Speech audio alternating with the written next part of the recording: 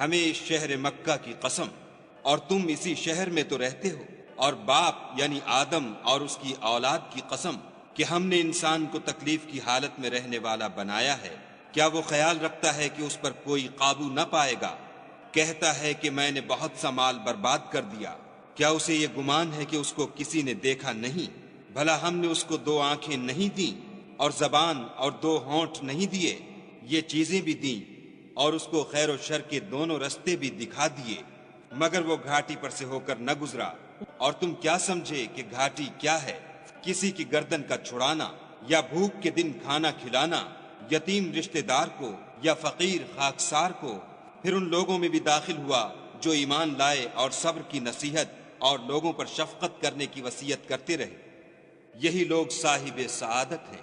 اور جنہوں نے ہماری آیتوں کو نہ مانا وہ بدبخت ہیں، یہ لوگ آگ میں بند کر دیے